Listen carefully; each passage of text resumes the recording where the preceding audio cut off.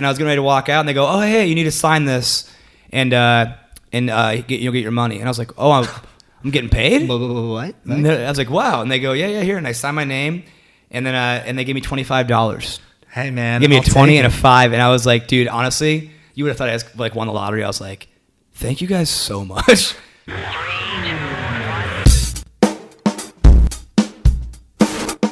What's going on, guys? This is Joe Tallarico, and you're listening to the Aha Moment podcast, where we dive deep into closing that mind-action gap of idea to execution and all the little nit and grit that's in between.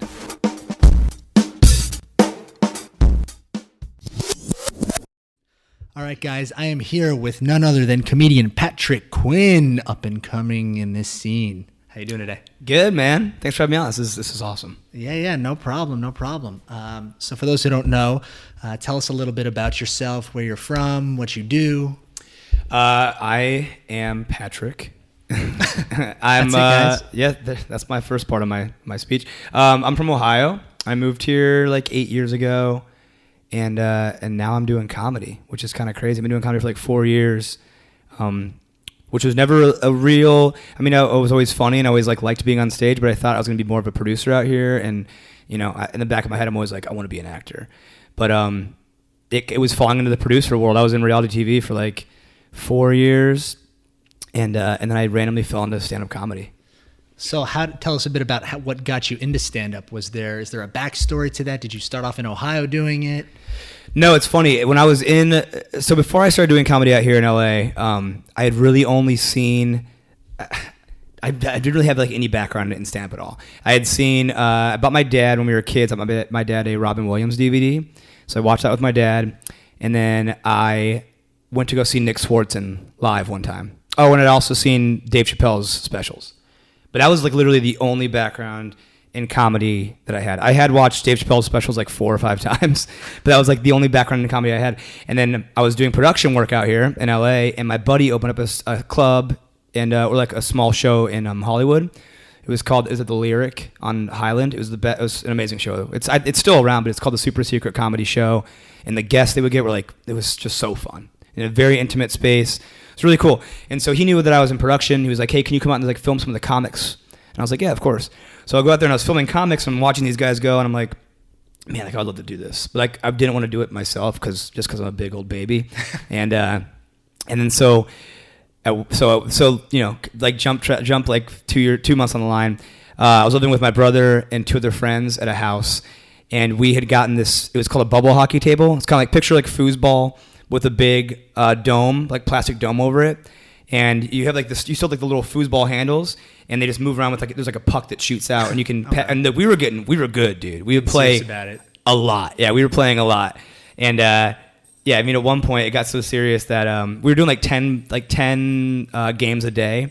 And at one point we actually had a draft where we like had like another buddy come in, and like the dome can like unscrew and like lift it off. And we lifted the dome off, and we're drafting players one night, and it was like, but we would like draft like our own players. Like, for example, like one person, like one of the guys on their team, or sorry, one of us. Sorry, no, I'm gonna go back. I'm like mixing it all mixed up. One of the guys on their team drafted their goalie, and we're just naming the players on there. And he named the goalie my teammate's sister's name, which was Chelsea. So that whenever we scored, we were scoring on his sister.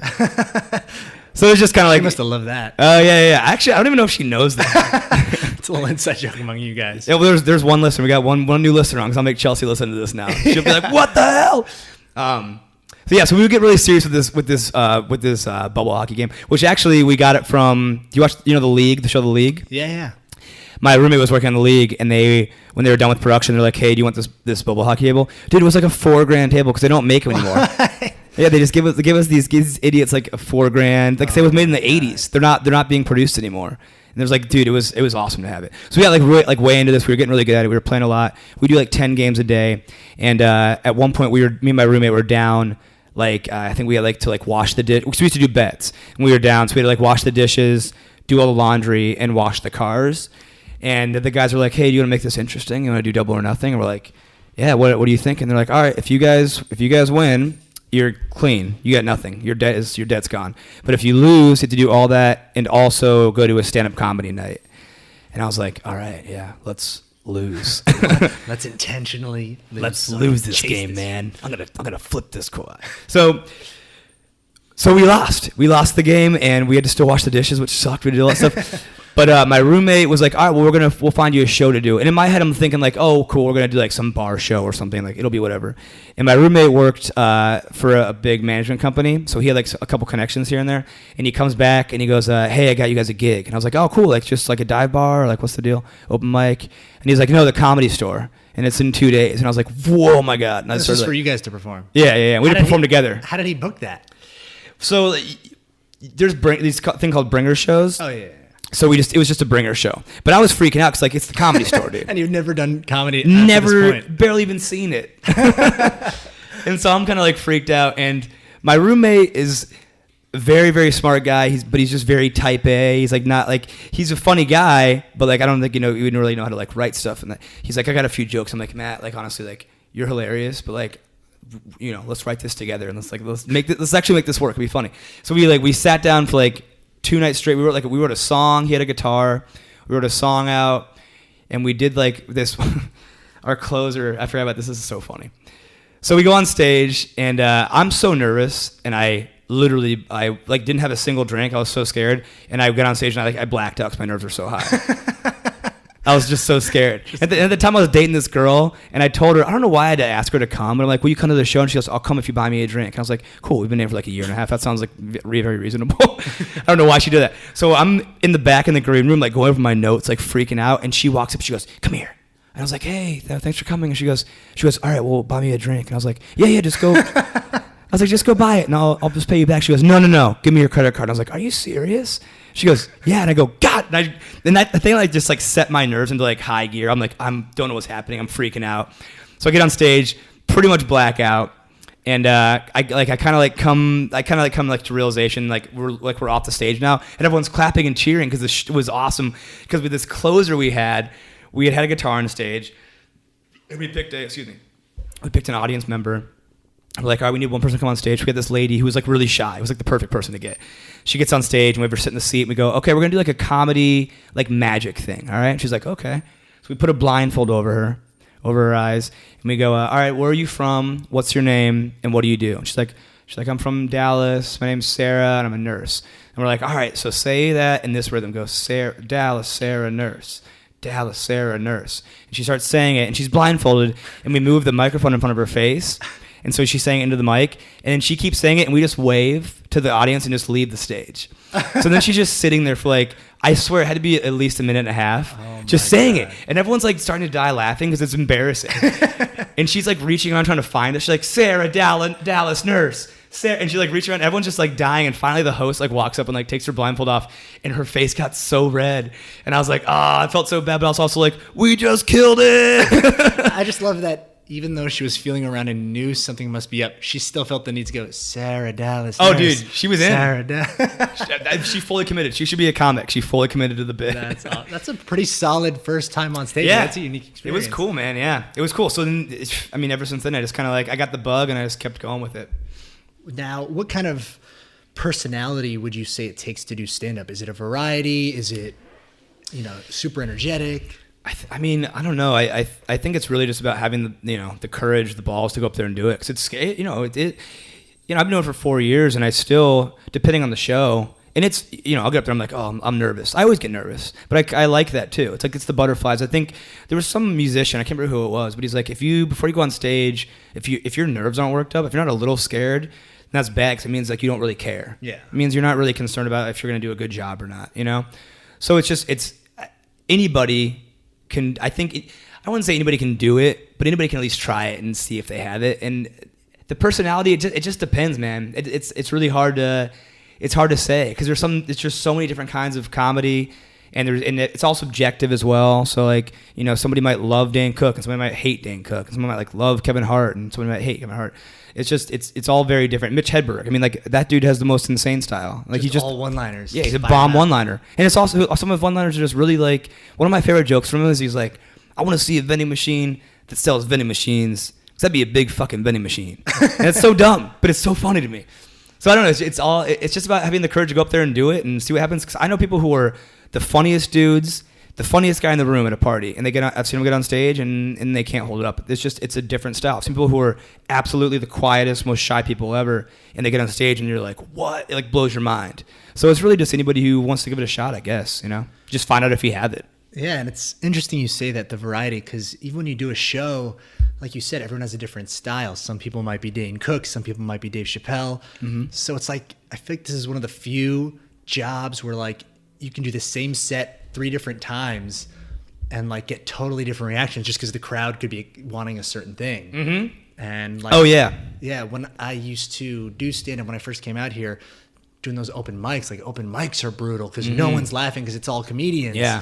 What was your experience with the open mics? That's got to be It depends on the mic. I mean, for the most part, every single mic is just a soul-sucking...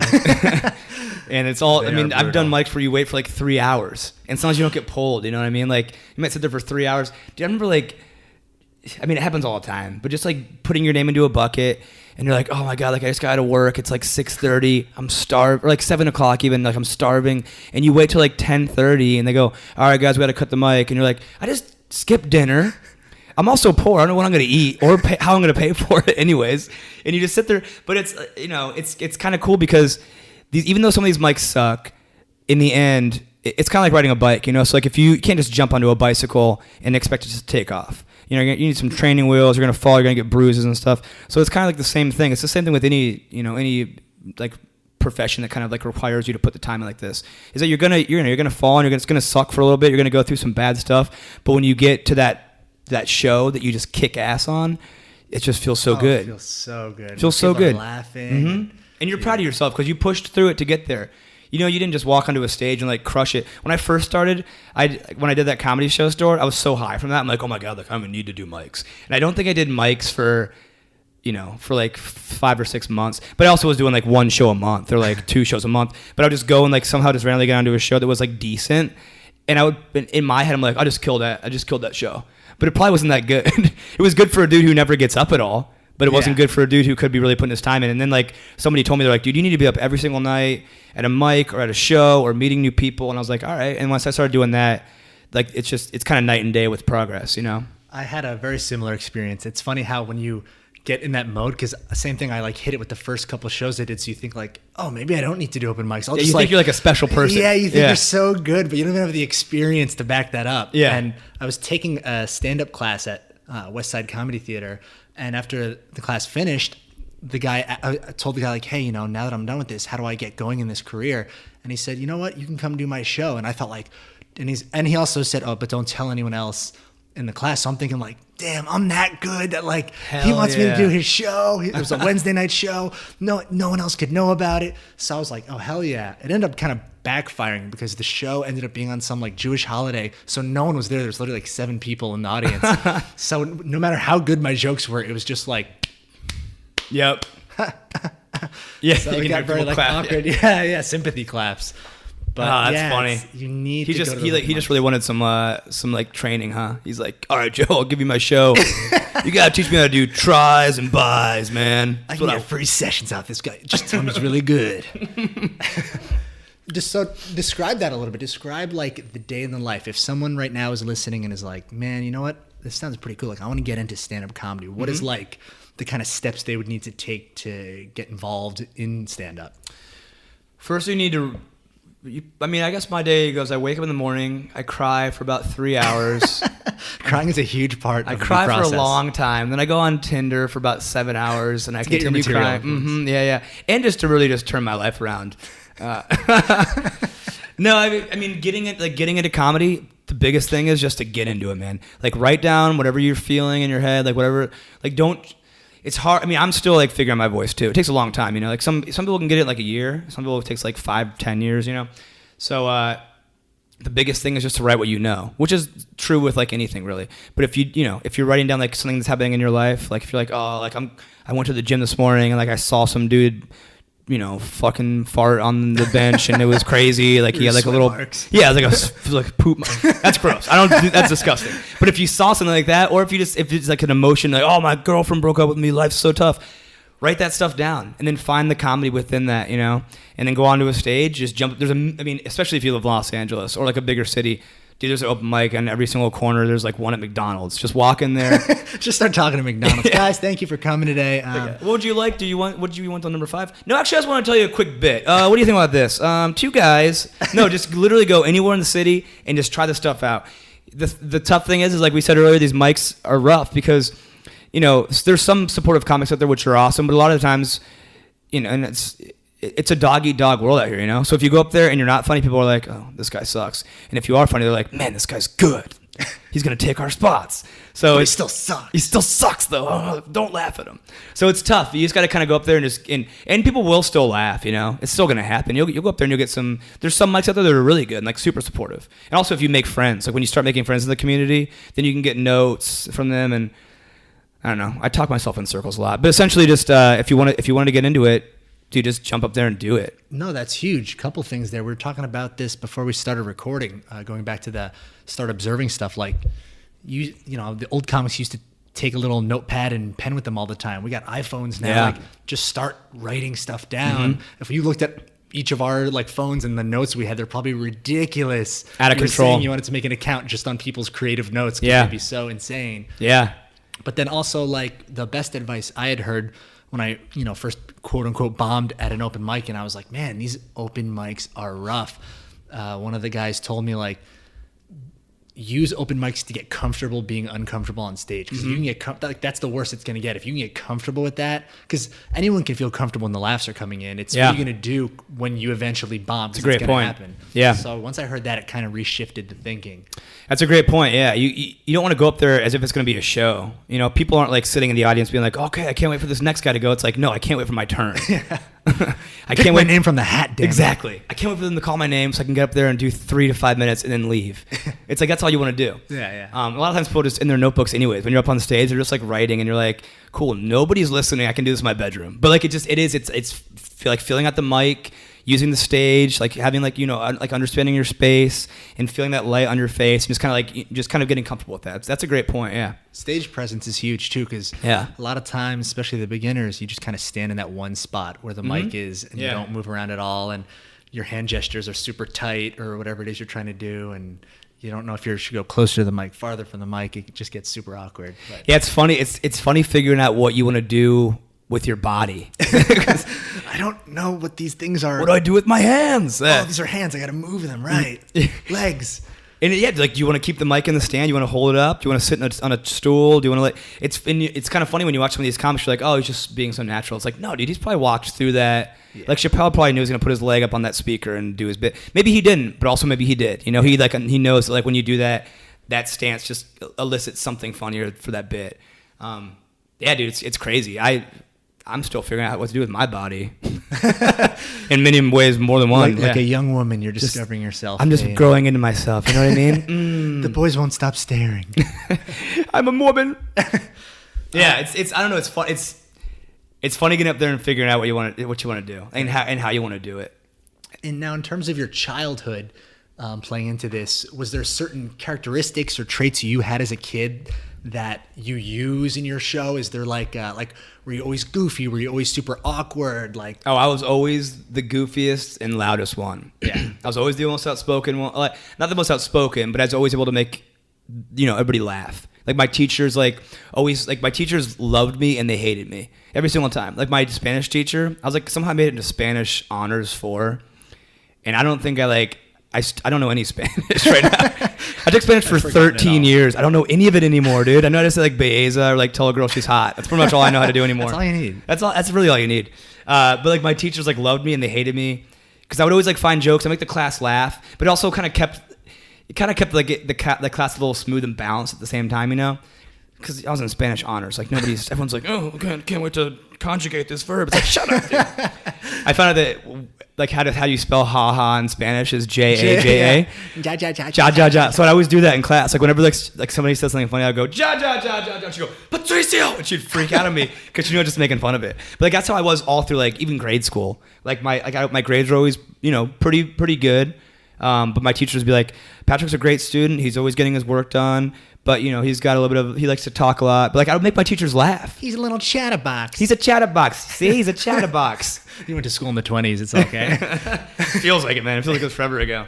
But yeah, I was just goofy. That's just, I mean, that's pretty much what it was. We always like to make films, and like we live close to a golf course. We would go on the golf course and like mess with the golfers and like just being kids. But we were filming it, and we were trying to like make our own like little movies and stuff too. And yeah, I was just loud, and I think I kind of found my outlet in being funny because I wasn't a sports guy at all, and I'm still not. Like, I'll pretend like I am so girls think I'm like cool. They're like, take this pigskin, throw it a quarter mile. Yeah, sometimes in the morning before I hit the gym, I go out to the fields and just run, just like to feel the breeze on my face, and I'll play soccer by myself. I get about 30 reps of wind and face, and I know that's like my limit for the day. That's me. That's just me. And I'll take my convertible out and I'll drive down the highway and just listen to sports podcasts, and I like to listen to announcers. No, I'm just not into it. Yeah, I never have been. I try to, and like, I like the Cavs. I'm a Cavs guy. I'm from Ohio, but but when the season's not on, I'm kind of like, oh, cool. Johnny Manziel still play? I have no idea. Tim Tebow, are people still praying? Is Tebow still in? I don't know. I got to get to a TV, damn it. So comedy just kind of became that for me. Okay. Like doing like that kind of stuff was what I grasped onto. And like I was doing like theater in like grade school and like, just like shooting off with my friends. And that's kind of where I think this kind of stuff started developing. And I was also in art too. Like I went to school for art for a little bit as well. So I was a fucking nerd. I'm just trying to think I'm a nerd. I was a huge nerd. No, but that's good that you say that, because I'm sure younger people, when they fall into their little niches, they either feel out of place or like, I mean, now being a nerd is cool, but like, back then it was like, oh, you're not into sports, you're a loser. Mm-hmm. Like, it's cool that you took what you actually like doing and being silly and like took that strength and made it your strength and highlighted it rather than like, let me focus on the weaknesses.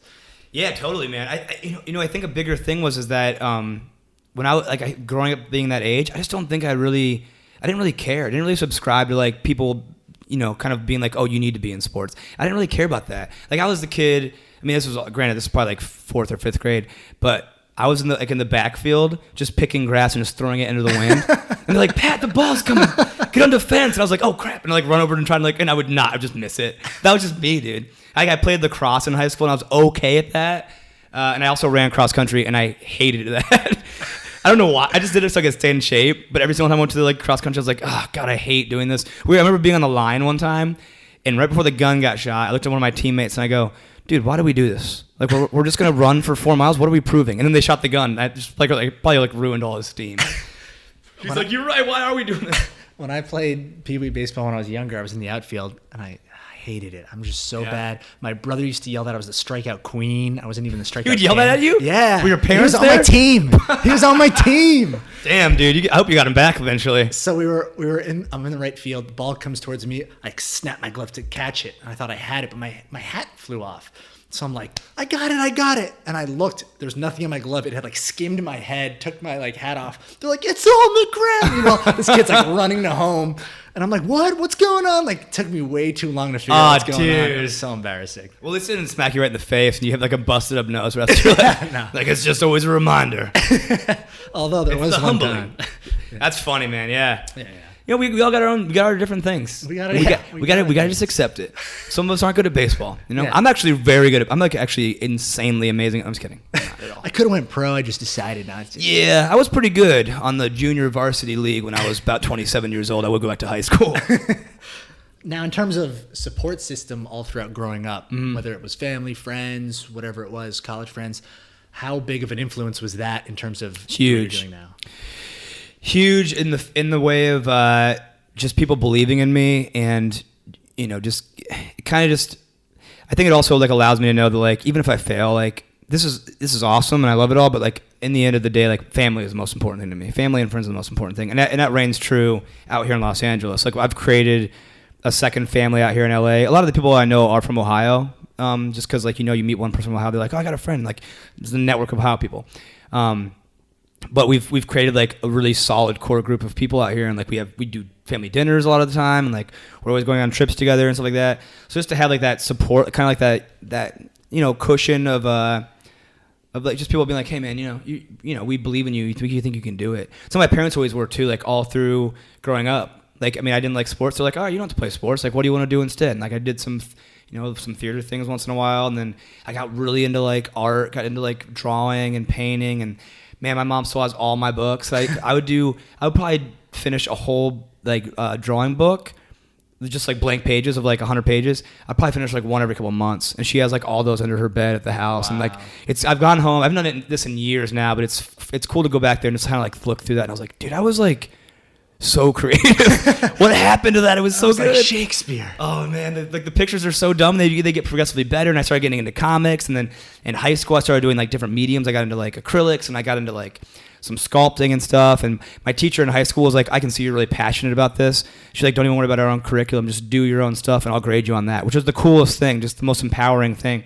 And then I ended up going to college and studying art for like 2 years. And then 2 years, and I'm like, I can't do this. I'm never gonna make it. Which is, I don't know. What did your parents think when you were first like, I don't even know if you had this conversation, but when you were like, oh, I want to go to LA, I want to do comedy. My mom knew LA was going to happen eventually. My cousin lives up in Ojai, which is about 2 hours north by Santa Barbara.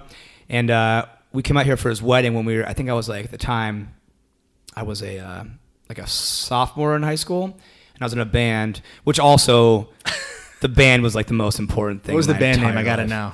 Oh, I was in a couple. The first one was called Tim Drive. No, the first one was called Radcliffe, which was a side street by my house, and it was called Radcliffe. Like, that's a sweet name, Radcliffe. It works.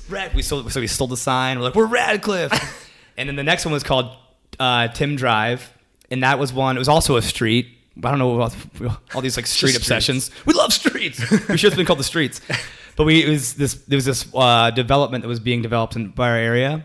And we used to drive back and go back into the empty part of the development that wasn't like built out yet. And it was called Tim Drive, and we would just go back there and make out with girls. So like, so we called it Tim Drive. Yeah. Oh yeah, it was awesome. Chicks, man. Yeah, love them. So we go back there and we like listen to like, I don't know, like No Doubt and like Blink-182 and be like, you want to kiss? And they're like, yeah, oh my God, I love this song, Sum 41.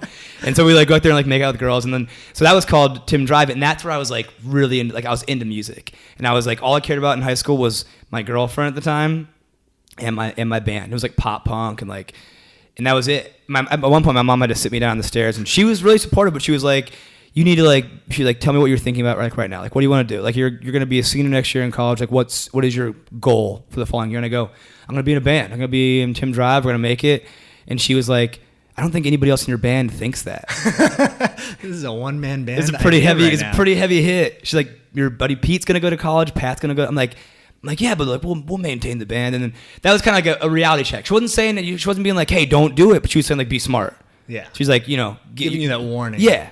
You're going to leave here and go out and try and play like Blink-182 when Blink-182 died. Like, but I still love them. And they had the #1 album recently, so I shouldn't say that band. But like, so I'm going to go out there and try and play this genre of music and go on forever and ever. And I could have made something happen with it. But she's also like, is this really what you want to do? Like, are you passionate about this? And I was like, I love music. I'll keep playing music, but I'll go to college and I'll figure some stuff out. And then when I was doing art there, and that's when I was kind of like, I can't do art. I can't do fine arts. That's the one thing I couldn't do. Okay. And Spanish. And Spanish. Yeah, I'm not good at no me gusto Spanish or art. So that's, yeah. For someone, because both of us, we both had to move out from where we were raised. I'm from New Jersey, from Ohio. Mm-hmm. If for a lot of people that want to move out because maybe they're in a rural town and they need to go to like New York or Los Angeles, sometimes the hardest part isn't pursuing what they want, but just making that initial move, having the guts to say like, yeah, I'm going to get up and move out here. I had so many friends, even to this day, that are like, dude, that's crazy that you just up and moved to LA. What would be your like advice for someone that's just like, oh, I want to do it, but how financially am I going to do that? Who do I know? How do I network? What do I do? The biggest piece of advice I give somebody like that is if you have that fire, like if you have that passion, just do it. There's always an excuse. Dude, I'm so broke right now. If you figure out a way to keep going, you're not gonna die. Yeah. You're not gonna let yourself die. Yeah. If the worst comes to worst, you're gonna move back home. And that honestly, sometimes I think about it. I'm like, that'd actually be awesome. Live on the couch at my parents' house right now. They have food. That's an amazing thing. The fridge. Shelter. Oh my gosh. There's I guarantee there's oranges in my mom's fridge right now. I haven't seen that in a fridge in years. So that's the worst thing. You got your tail between your legs. So what? Everybody else tried. Exactly. You're amongst all the other buddies who are there who might, some of them might be more than content, which is awesome. But if you're there and you feel like you want to go out there and give it a shot, then don't be embarrassed if you don't make it. This is a hard thing to do. Yeah. So if it doesn't work out, yeah, that sucks. But also like, you're not going to sit there regretting it for your whole life. I mean, that can happen. Yeah, and I agree with that. I think people completely underestimate, or they overestimate rather, what it is. Like when they think move out, they automatically think long term, like this is going to be forever. It might not be. Maybe you do it for a month and realize, oh, this isn't for me, and you move back home. Yeah, totally. At least you went and saw, like, all right, I did it firsthand. It's not for me. Go back home. But like you said, you got to just do it. You can't just wait. Nothing's ever going to be perfect. Yeah, man, if anything, it's just an experience. It's like getting a job and you're like, oh, I was there for like 2 years. The job was all right, and I switched jobs. It's kind of, you can look at it that way. Yeah. I mean, go explore. I always think about how this world, like we live in this world. Like, why not go explore the whole thing? You know what I mean? Get out there and just see these other things and experience them. Like, go throw yourself into a new culture that you have no idea about. You know, California, Los Angeles itself is almost like a separate continent. It's so weird, different. Yeah. People. It's a very crazy mix of people, and it takes a while to get used to it too. And I don't know, it's kind of fun to like figure out a new part of yourself, unlock something new within yourself, and yeah, just go for it. That's the biggest thing. Everybody always talks. I got buddies who are still home. They're like, oh man, I wish I would have made the move. It's like, you still can, dude. Exactly. It's easier People when you're young. It feels easier, but yeah, dude. They don't give themselves enough credit. They don't.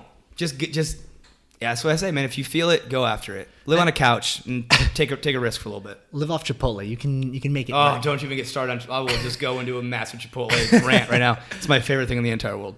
Is there anyone in your life that might have like influenced you in terms of how your life is shaped today that may not know it? Like played a big role in general of just like, you know what, like they gave you the confidence? Yeah, I mean, like my dad knows. He definitely did. My mom knows that too. Like they're both. My dad went to art school when he was in college, and he wanted to do illustrations for medical books. And then once he started doing it, like computers came out and all that kind of stuff, and he didn't really know, like he just knew how to like freehand draw with that kind of stuff. So he couldn't really work in that industry, and so he kind of he moved into insurance because he had a family at that point and moved into insurance, and now he's like a very successful. He owns his own company in insurance, but like I also know that he kind of like sacrificed himself and gave up a little bit of that dream, but just to know that like. That he, what am I trying to say here? Just to kind of know that he, I guess just knowing that he like made that sacrifice kind of gives me like the courage to try and like make something happen. I'm like, man, like, you know, he went out for something he loved and didn't work out, and now he's doing this and it worked out, and I'm super happy, and like we have a very loving family and we're all super close. So if this doesn't work out, then I can go out and do the same thing that he did and just switch careers later on the road. And there's also just like, you know, teachers, I think like are just the most, like my one art teacher.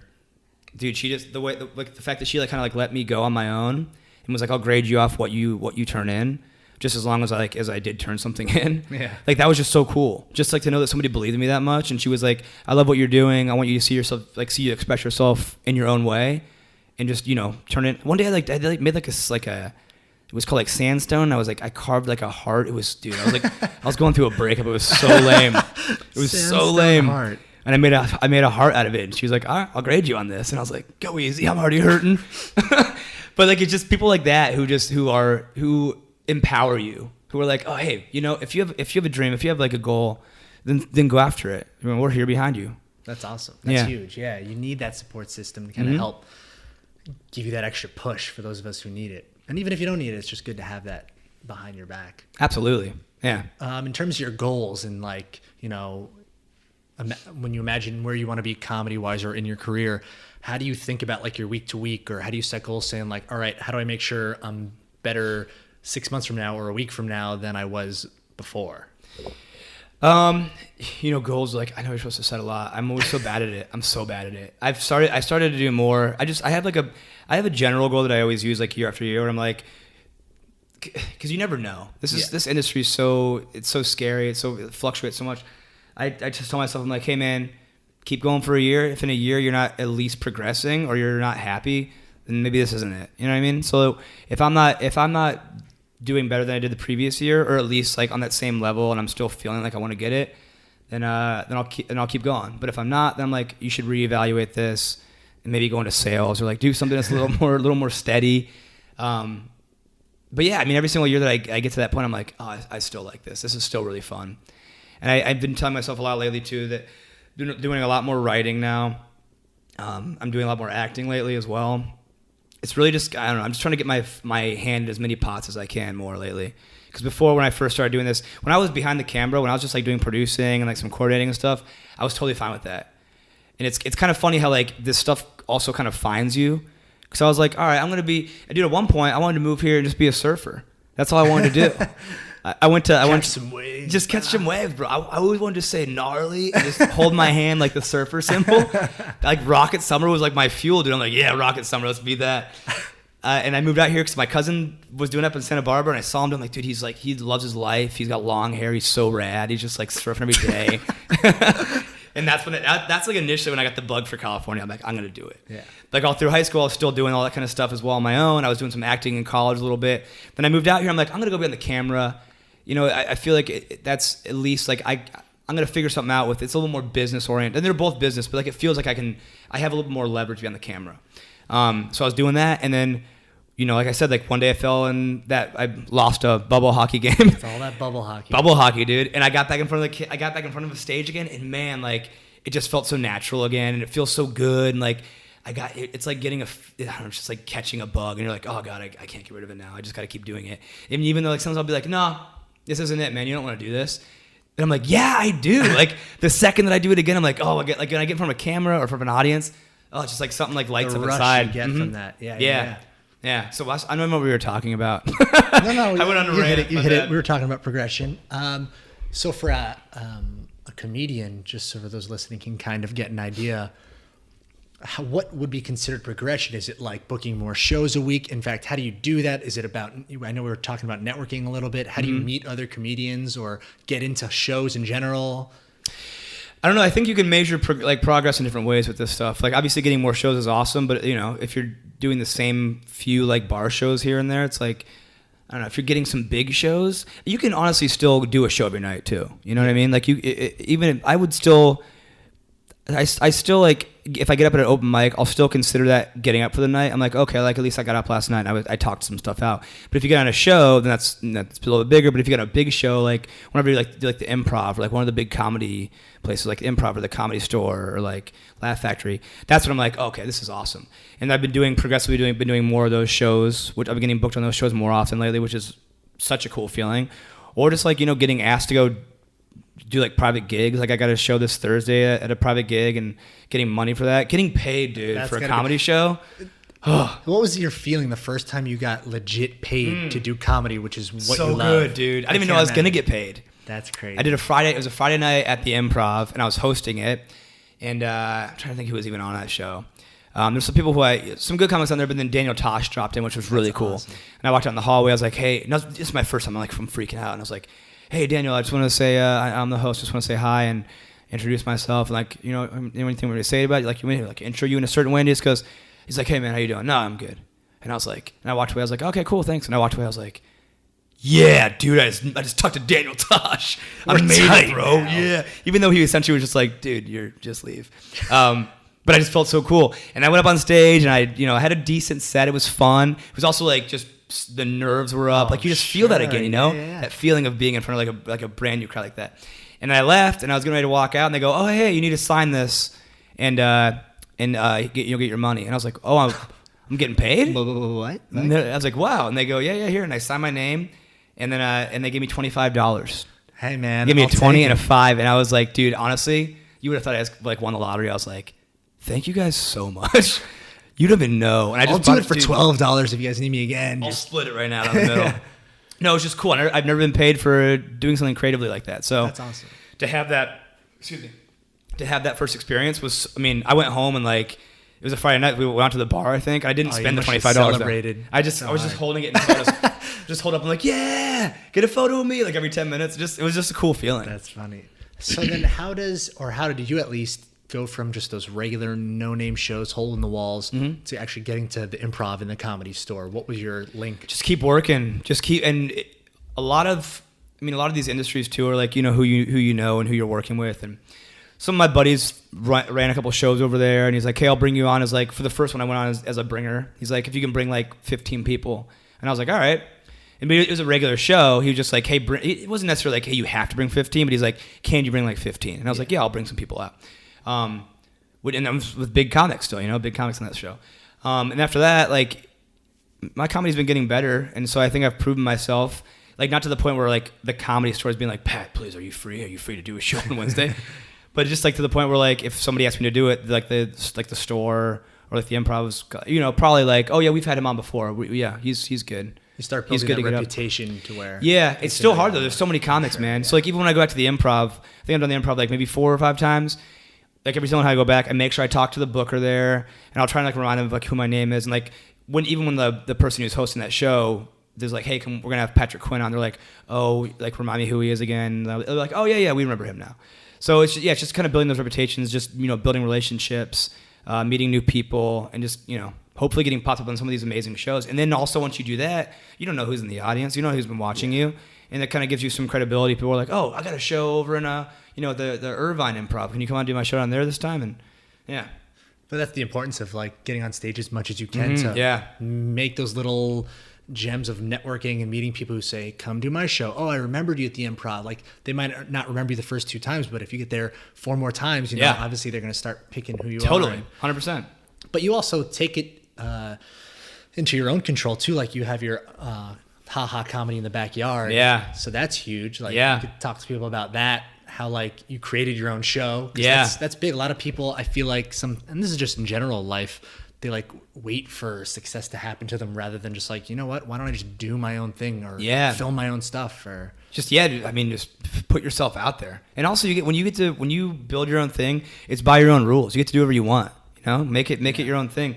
So I started doing that this show in my backyard where the time we were living in Playa del Rey, we had a small backyard. It's probably as big as this living room. You were there.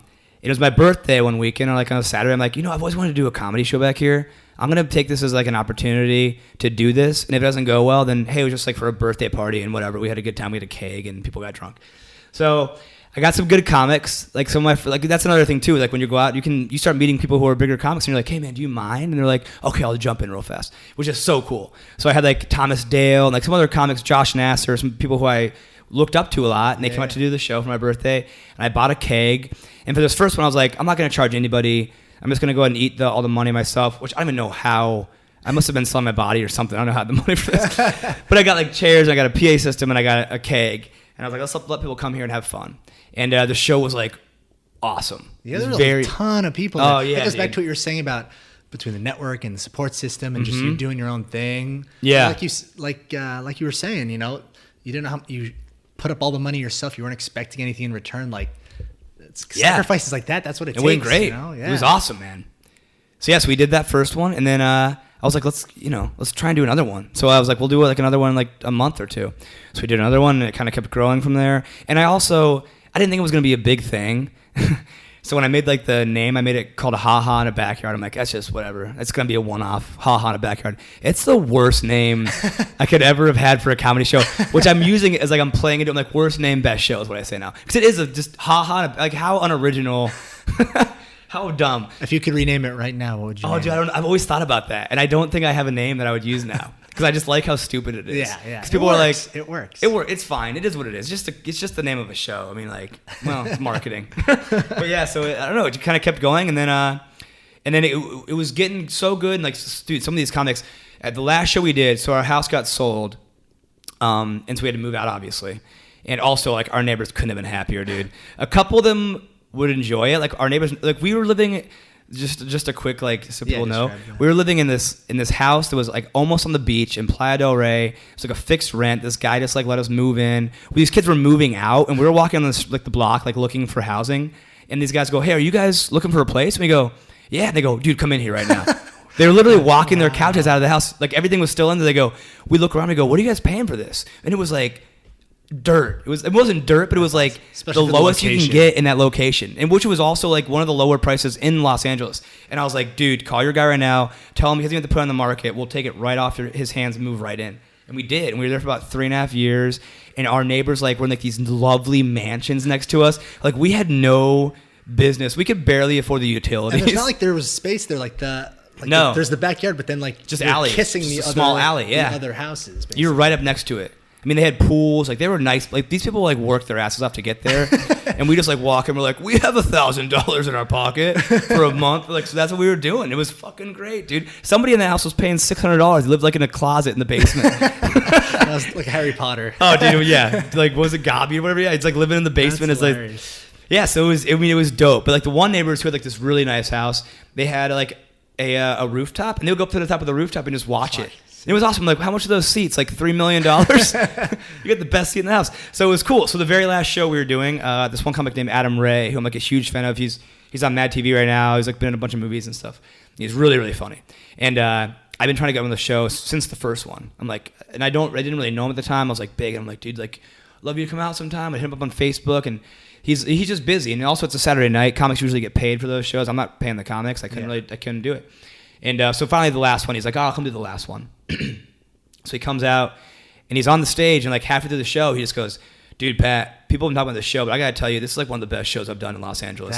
And when he said that, like my heart grew 3 sizes that day. And I just felt like the Grinch. I was like, oh my God, it feels so good. And I was so, at the same time, like so heartbroken that show was gone now. Yeah. And so then it was gone for a while. We did it once more in a parking lot, and it was awesome again. The parking lot was a killer spot. I went to go do it the next month again. I'm like, let's do it again. They're like, oh, no, we're going to turn this. They literally go, no, we're turning this parking lot into a pool. And I was like, okay, cool.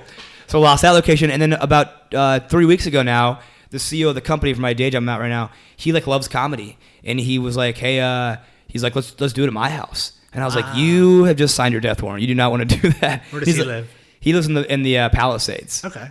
And he's like, no, I want to do it. And I'm like, all right, man, it's, that's your property. It's going to get messed up. Just kind of like sarcastically. Yeah. But we did the show, and dude, it was, he's got like a pool in the backyard. Like it was beautiful. He had lights put up in the backyard across the whole thing. And people were like literally floating in the pool, which I've always had like a dream to do this.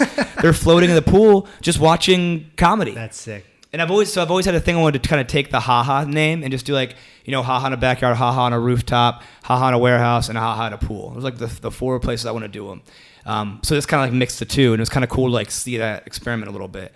But yeah, so that he loved that. We're doing it again in August. Like awesome. LA Weekly picked it up now. They heard about it, and they want to do a little article on it, and it's cool. It's starting to get a little bit of pickup. See, so it was completely worth you shelling out the money that first show. 100%, man. Absolutely. And that must have been the ultimate compliment to have Adam Ray like tell him that was tell me that he loved it, because I'm like, I love you.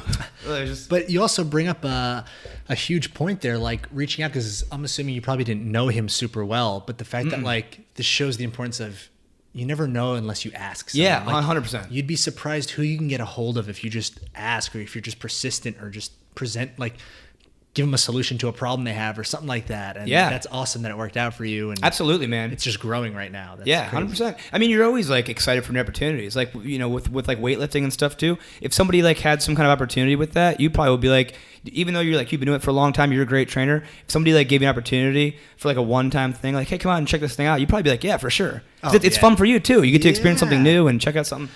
So and it's just fun to see those little nuances, which only comes with time and networking, where it just happens on random days you least expect it. Someone's like, hey, I'm working on this thing. I'd love you to, partner up with me. Or, hey, you want to come do this? And you're just doing all these, even if they lead to nothing, they're just these fun little side projects that you're just like, that was cool to do. That was fun. 100%, man. You get to be creative and be, dude, it's just, it's fun. Absolutely. Yeah.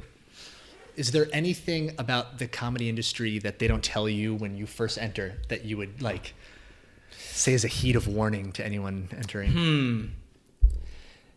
I don't know. Not really. I feel like it's kind of, I guess a lot of the green rooms aren't nice. A lot of times you'll be like, oh, dude, they're in the green room, but it's like, no, that's essentially just like there's a room with a toilet in it. It's stanky. It's a little stanky. I don't know. I mean, there's not much pay in the beginning. Like, I'm not getting paid at all, but like as a comic, you're not really gonna be making a lot of money off of doing stand-up comedy unless you're like, Kevin Hart or like Louis C.K. who's like making millions and stuff like that. That's like the far end of the spectrum. A lot of it, people are just kind of doing it because they're passionate about it. A lot of times you see these comics on stage, we just love it. I've got 4 shows this week. I'm not getting paid for a single show. Oh, I'm getting paid for 1, but that's not usually normal. Yeah. It's usually you're just going to go up there and like, it's kind of an intrinsic reward where you get to go up there and make people laugh. And like, that's your feel good. You're like, oh, that's kind of payment a little bit. Eventually you got to eat. So you got to make some money somehow. But, when you're first starting off, like if you're only going to be doing stand-up comedy, it's a little more difficult. But yeah, I guess kind of starting off for comedy is, you're going to be broke for a little bit. Yeah. That's also kind of how it is as an actor and stuff too. But the one benefit, and like you're even doing it now, is you can hold a regular job and still do it at night. Yeah. I think another thing that holds people back, aside from like that jump of moving to the West Coast or moving to New York, is people say, oh, what am I going to do? I can't live off of comedy if it's not paying.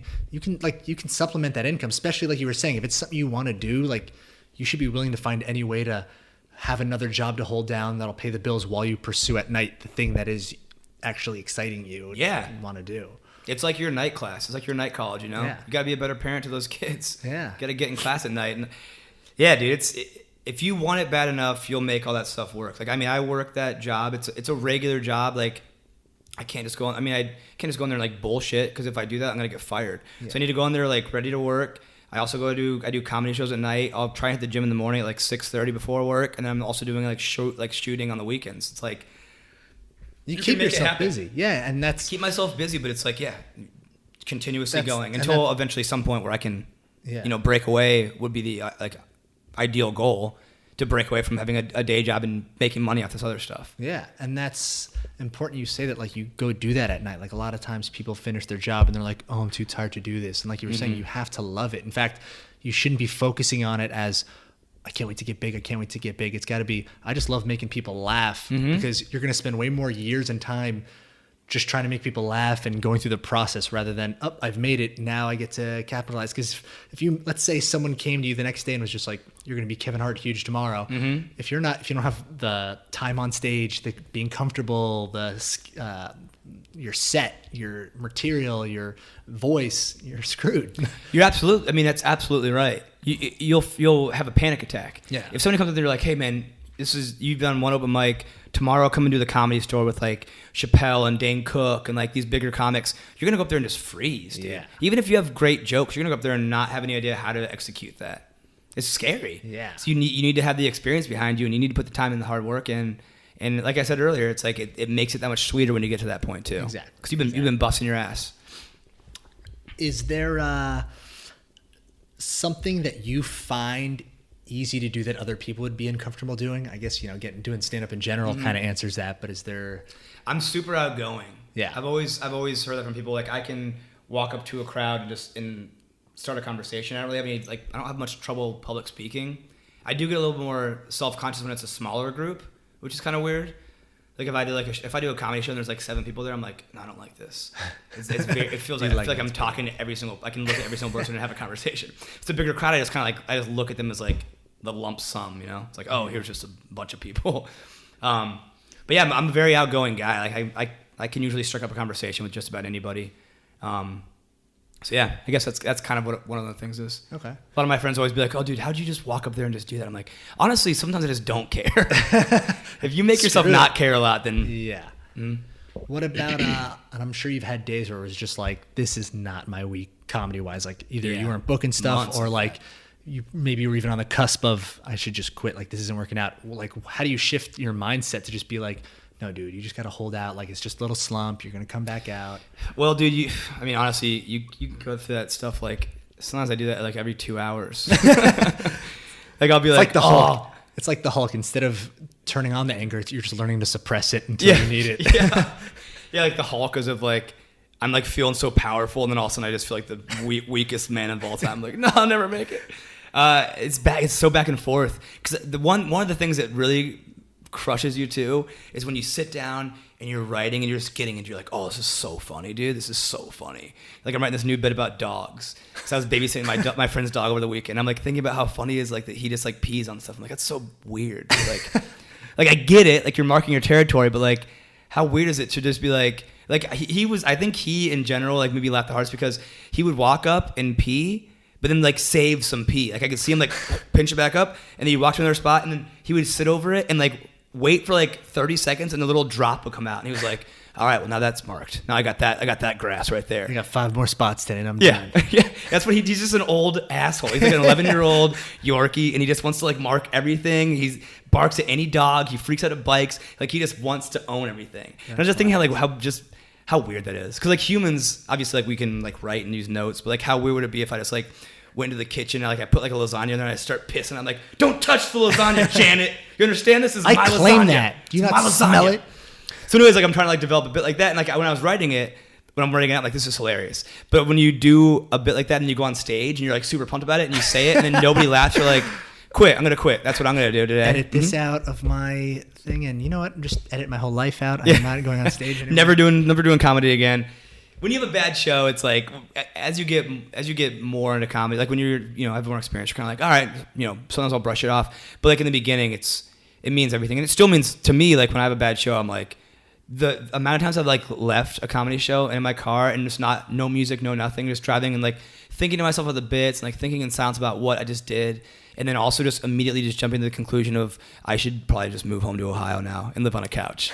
Because it's like, what else am I doing here? Well, no one's even laughing at my jokes. It crushes you. Because it's like, it's your art that you just put out there and then nobody laughs. But that just happens. That's just how stuff goes. So you got to just be like, okay, I had a couple other bits that were awesome tonight. Or I've had another show last night that was amazing. It's just kind of about like... balancing it out. Yeah. You're going to do bad, but you're also going to have a lot of good moments. Yeah, you got to have the bad with the good. That's how it goes. Okay. And just, like I said earlier, the confidence too, Just maintain that confidence. Okay. But it's hard. It's hard. Oh, I'm sure. Especially in that realm. Yeah. Final question. Oh, no. I kind of end on this. I call it the mind action gap. We were kind of touching on it before from, idea like, oh, I want to be a stand-up comedian to I'm actually going to go do this. What's one actionable piece of advice you could give to someone right now that's listening and just like, I loved his talk right now. Like I was thinking about doing stand-up. Now I'm definitely going to do it because he made it sound so possible. But he's just like, he sleeps on it for a day and he's just like, I don't want to do this anymore. I'm too scared. Like I said, just get up there. Go out. Even if you're like in a small town. I know people who in small towns would create their own like little comedy shows. Okay. They would be like, hey man, I wrote some material out. I'm going to have over 10 friends and let's just see what happens. Let's have it in our living room. Let's just like, even if they want to do it too, be like, call your other friends who are funny. Be like, you guys want to do like a comedy show in the living room? Just do it, man. Just like make that stuff happen. If you're in a small town, do that. If you're in a bigger city and you have the luxury of going to an open mic, which could be at any street corner, just go online and find one. But just really just getting up there. And if you can't get any shows going, then just start writing. Because if that's in your body, like if that's in your heart that you want to be doing comedy, maybe if you can't get to a stage at this time, maybe you can at least put it out on paper and like write a sketch out or write out, maybe it turns into a script, or if anything, it's just some jokes that you have written out in a bank, and when the opportunity comes along, then you can jump on the stage and do it. Like I've always said, one of my mottos is be prepared for luck. So, because a lot of the times out here in this industry, luck is, you have to get lucky a lot of the times. You can be hilarious and like, sure, like eventually it might happen, but usually those times always happen with luck at some point. You're going to get discovered by somebody and somebody believes in you, whatever it is.